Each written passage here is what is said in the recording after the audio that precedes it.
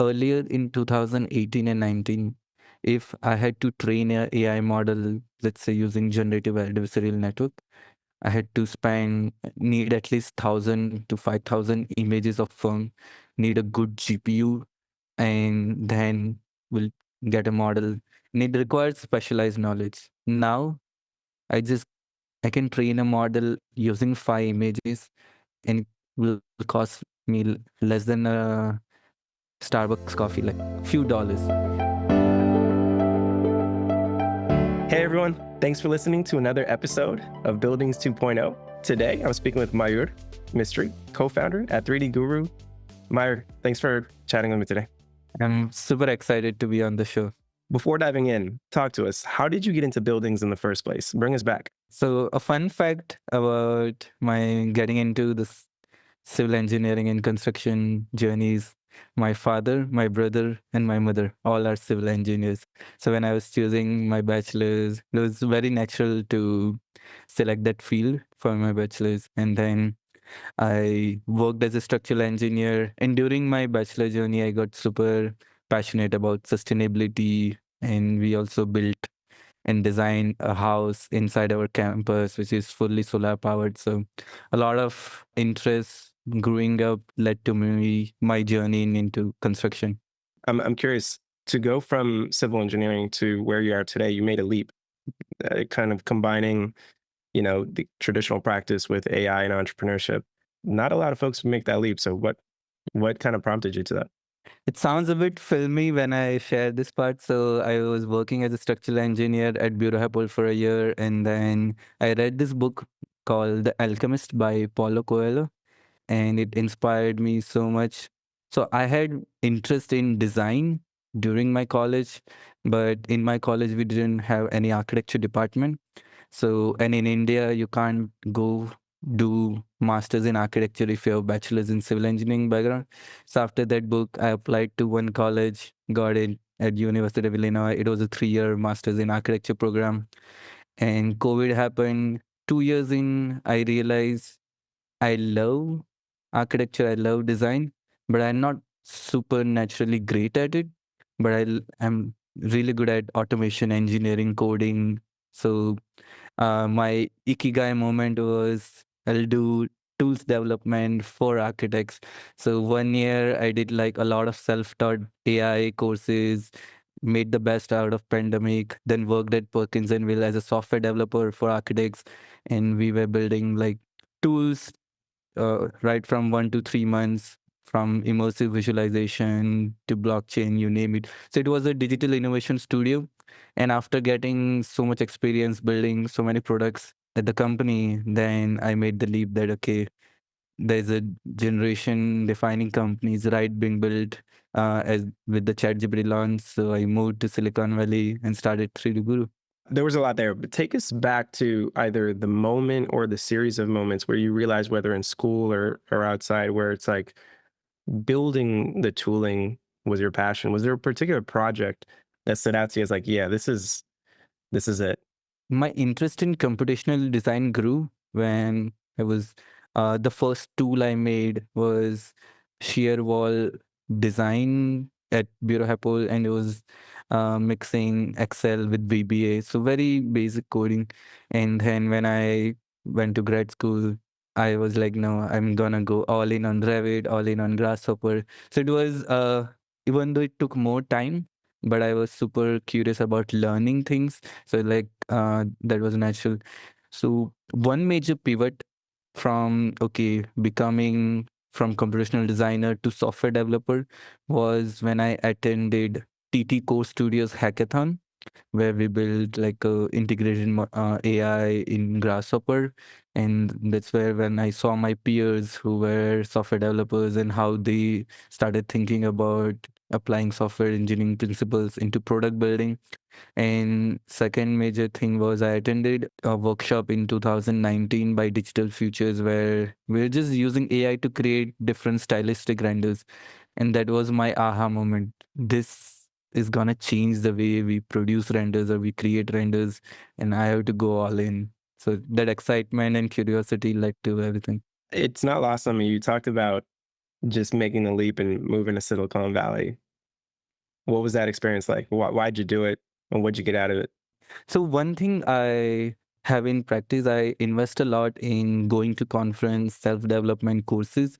So I first went to Silicon Valley through a XR conference from AWE, and then I saw Palo Alto. I saw where how great companies were built, and another great stories when in 2013 and 14 when I was staying in the hostel and I was watching the Silicon Valley companies and movies. I just wrote in my door, Silicon Valley starting a company someday. So it was back in my mind when I was like 18, 19 year old that someday I want to start.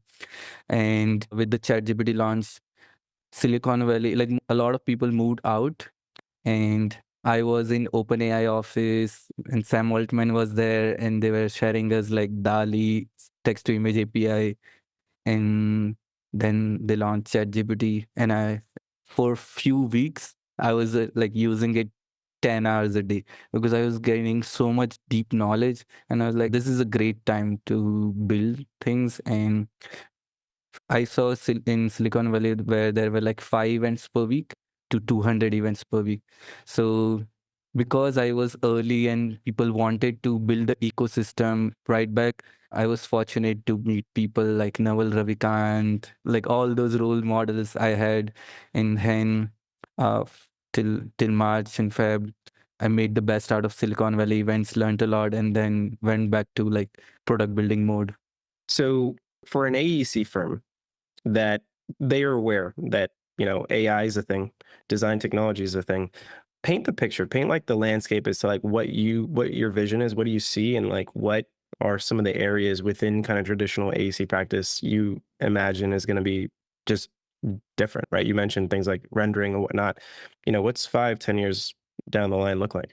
I'll tell how, because of this Gen AI wave, AI has become more and more accessible.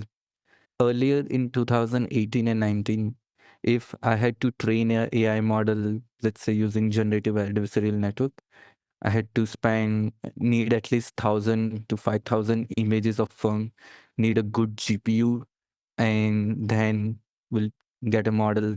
And it requires specialized knowledge. Now, I just I can train a model using 5 images, and it will cost me less than a Starbucks coffee, like few dollars.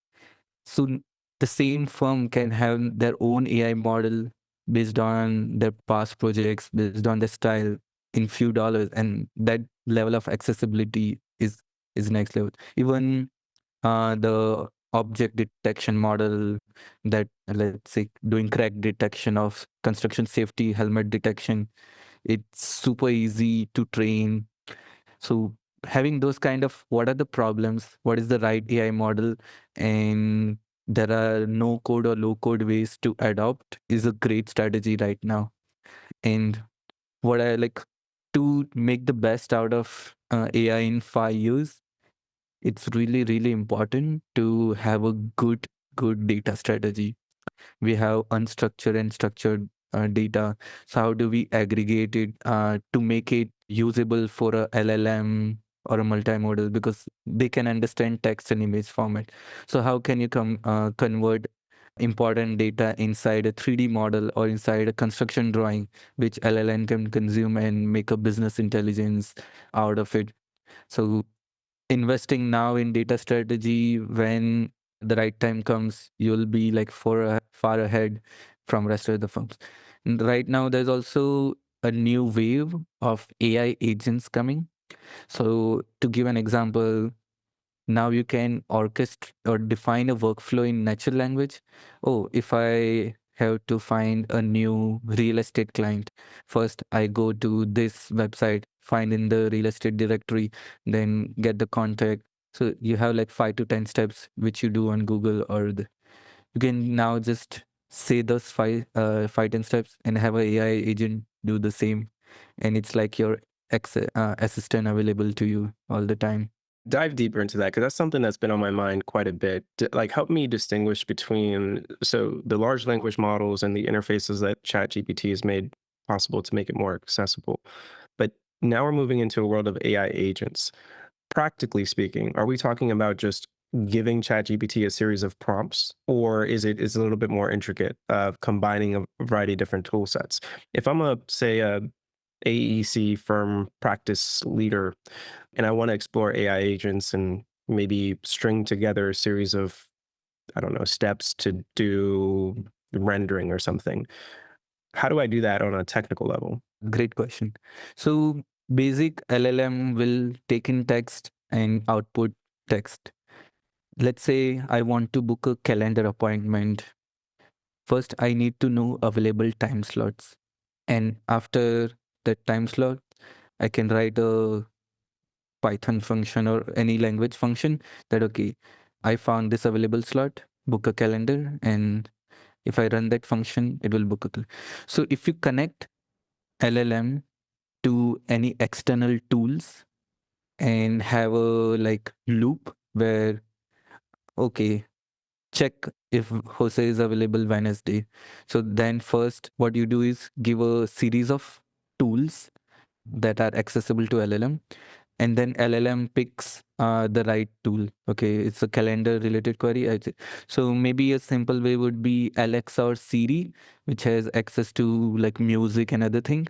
But now with ChatGPT, everyone has can create their own Alexa, but you can connect to your database, you can connect to your calendar, and it can do various tasks just from either voice prompt or text prompt. You know, one question that I'm sure is on a lot of folks' minds is there was this assumption in the early days that AI could never do a lot of the creative work, right? Like that is kind of more of the human, and it would likely first address like more of the repetitive technical tasks. That's not entirely how things have played out. In fact, I think some of the early stuff has actually more so been creative and kind of hallucinating a bit to create creative things. What framework do you use, and how can firm leaders think about just what is likely, like what areas within a practice are likely to be fundamentally changed? Is it the technical tasks, the administrative tasks, the design tasks? Is it everything? What framework do you and how do you think about this? So different AI models are naturally good at different tasks.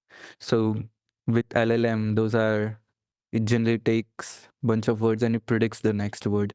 So for essay writing, technical report, those are very good. There was a you were right where perception that AI will first take tedious manual task of document processing, OCR and stuff, and then we'll get good images. But 2020 21 after like stable diffusion came out and mid journey, the world was shocked because now you can create like a Instagram trendy culture or a very pretty looking render. So those AI model learned because it's a diffusion base where it adds more noise to the image. A lot of creative cultural norm has been captured in that AI model. So if I say make me an interior design which are Instagram trendy, it will create a realistic and like you will believe that this looks like an Instagram worthy design. So what I always think is you always trade general intelligence versus specialized intelligence. So to make that mid journey or stable diffusion model like equally good in generating, let's say, house images as well as shoe images. It has learned the public internet data. But if I want, oh, I just want a particular New York suburb style, or let's say, architecture firm dealing with, let's say, government projects, then because a lot of government data are within enterprises server and it's not trained by AI, it won't be able to generalize and create that stuff. So we are at a time where firm, if they know how to leverage their own data and IP, can like train on top of this general model and they can beat what OpenAI or other big companies out there because of that specialized knowledge which is not captured while training. So it's good to introspect. Even same goes for construction drawings. if you upload a construction drawing image or PDF to ChatGPT, it will just do like basic text detection and everything and spit out some general thing, but it might not have the depth assembly or systems level data, or it might miss out some corner details. So now firms who have a lot of drawings can train their AI model, and when they maybe develop a client facing tool or internal tool, can beat or have an advantage over competitor. So long story short, there are areas where AI is more useful than ever. Like for example, document crunching, summarization, film. It's a low hanging fruit where people can right now. For like even basic conceptual image generation and thing, we have models now. But as with 3D Guru, we realized that okay, AI can create this beautiful renders, but the sofa or the finishes it generates, it's not tied to real world catalog availability. So in order to solve that problem, we have to start with catalog or finishes first approach and then integrate AI. So now you can purchase and buy. So we need that domain specific knowledge and insight how to make it really useful. A lot of the AI tools now are 80% there, but not like 100% there. And for that 20%, we need that IP development. As you navigate a lot of this changing technology, whether it's LLMs or AI agents or whatever else is evolving, you're also a startup entrepreneur in the kind of built environment. What's been the most challenging thing for you as a startup founder? I've learned in the last 2 years so much that, like, if I compare a corporate career of 10 years of learning compacted. So, first 6 months, I was learning how B2B, like, we made various pivots at 3D Guru. And the first skill I had to develop was learning how to sell, learning how to build relationship, get first paid pilots, and then how to market and sell. And after 6 to 9 months, I understood, like it was through books, a lot of trial and errors. And once I knew, okay, this is how you should play the game, and then I just had to just repeat on steroids. So there are like skills that I can pretty sure you like that challenges every day, but there are like some like step shift in your as a founder. I read this interesting quote. As a founder, you should grow faster than your team or your startup, because then you can always, otherwise if your startup is growing faster you're not learning enough. So it's a framework I follow. Okay, what are the business bottlenecks, how either I can learn or I can bring some expert to get it done, because doing same things which are not working, then it's not the best way. I resonate with that quite a bit. I certainly didn't learn in architecture school the fundamentals of just being able to sell. And unfortunately, when you're kind of running a business, you're having to wear all those hats, right? Selling, marketing, the product itself, the technical evolutions, eventually managing people, right? And so definitely resonate with that. What wakes you up in the morning, right? So assuming you've got sales under lock, what keeps you going about what you're doing? So I forgot to share another important update. So apart from 3D Guru, around 4 months ago, started like 3D Guru Innovation Labs. It's the consultancy arm. So it's a bootstrap startup, and I can tell another story why we chose to remain bootstrap. But through that consultancy, we started working with firms who either want to make AI MVPs or improve ROI on their investment. But just to give you an example, like I was lucky enough to work in big firms like Perkins and Will, where we could hire professional developers. But if you would just want to make an internal product, a full stack engineer would anywhere cost $100,000, a product manager 80K, an ML engineer 120K. So quarter million for a year, you might build an internal tool which is higher, and there are not enough good case studies or success stories of firms developing internal tool which are profitable or something. So there are a lot of medium-sized, small-side firms who need these tools badly, who need some customization, but they don't have either budget and stuff. So that consultancy was a good way to like, okay, I love problem solving. I know the AEC space, and I can really understand their workflows and their pain points, and do like incremental automations so they can see immediate ROI. So apart from 3D Guru, working with this exciting set of consultants clients and solving different challenging AEC problems excites me every day. So this is a subject that is near and dear to my heart. When I started integrated projects, I had no intentions of kind of raising money or venture capital or anything like that. And very similar to kind of like how you're thinking about it, out of necessity, I kind of had to start really as a service. When you're bootstrapping, you have no choice but to make sure you can pay the rent. And so it narrows the time from like idea to execution to delivering the service to collecting money so you can pay your rent or other folks. In many ways, I actually found that criteria was the healthiest thing in the early days because it focused.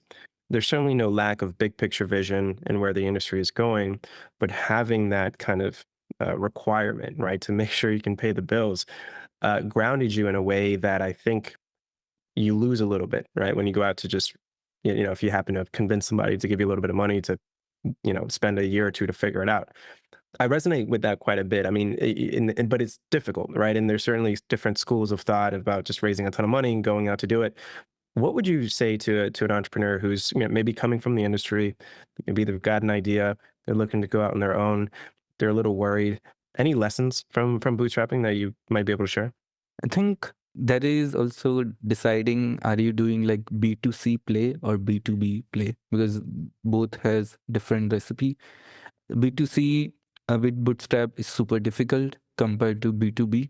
So depending on what market you're serving, and with B2B, also if you are like in your 20s versus you're in 30s where you already have a lot of industry network. So how can you play to your strengths of getting the goal? If I were to start now, is how to get first paid pilot.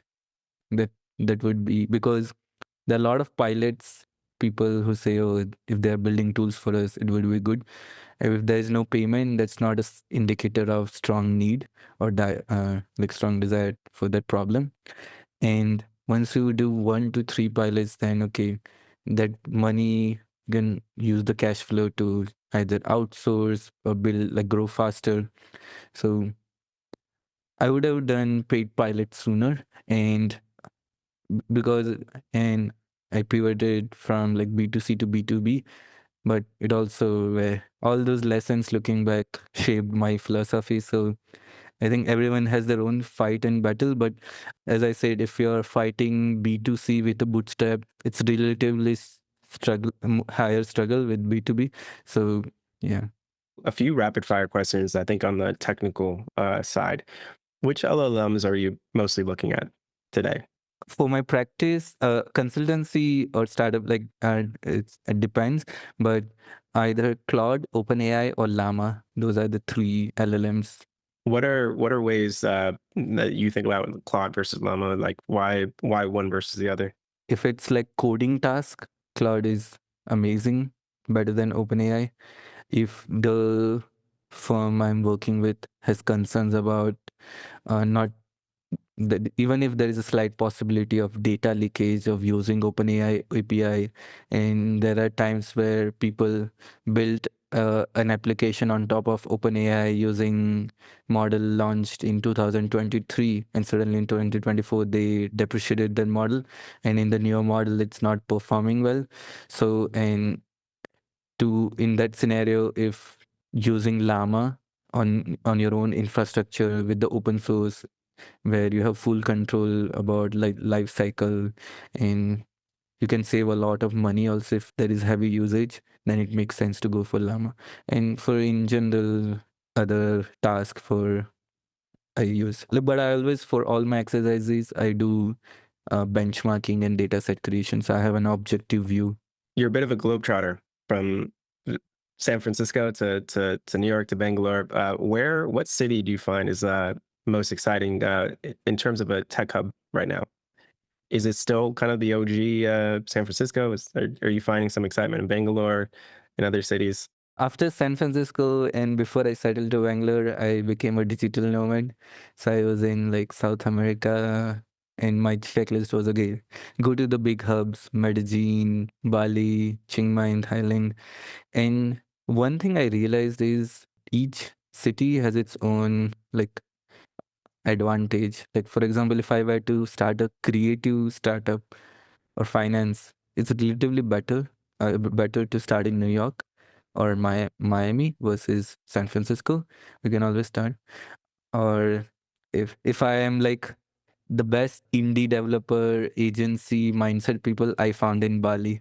And because they are like, okay, we left our country, we are in Bali, everyone is like, you meet anywhere from drop shipping business people to marketing people. So I got to experience different mindset. But in terms of pure tech, San Francisco by far wins. If I want to stay close to my customers in construction and AEC field, Chicago, New York. So my ideal balance is like just 1 or 2 months in San Francisco. I can get like what's latest trend and happening, and then I just stay close to where my customers are. For aspiring developers, where should they be looking? Like where do you look in the mornings to follow builders?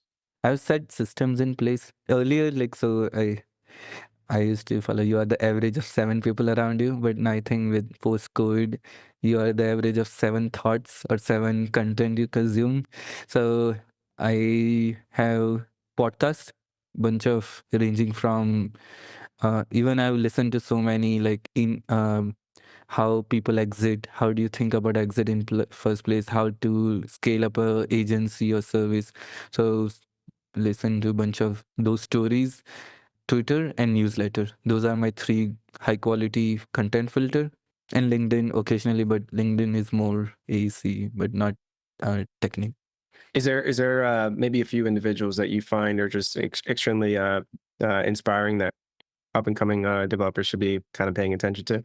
It depends on like what, for example, if I am just interested in AI research, there's a famous Twitter handle of AK post constantly pictures. If I'm looking at like indie developer, Peter Levels is a great person to follow. So he's make apps. There's also Rob Valdez who so I really resonate with serial entrepreneur mindset. So he has some great content on there. And for AEC, like I also follow Theodore Galanos. He's doing amazing work, pushing the boundary with in AI in AEC. Well, for folks that want to follow you, how do they find you? And when does it make sense for someone to reach out to you? I know that you're running both 3D Guru as well as the consulting.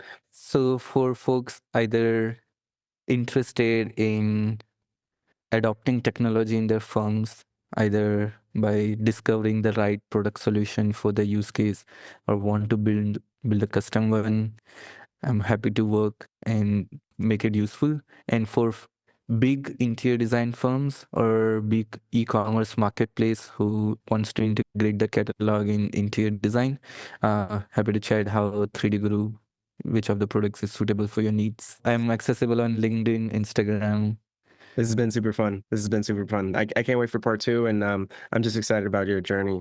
Genuinely, I think as you've kind of highlighted, I think this is very much we're in kind of the early phases, day one of how AI is going to kind of ripple across the industry, and so I'm excited to see where you take it. It was a pleasure to be on your show, Jose. Thanks a lot for inviting me.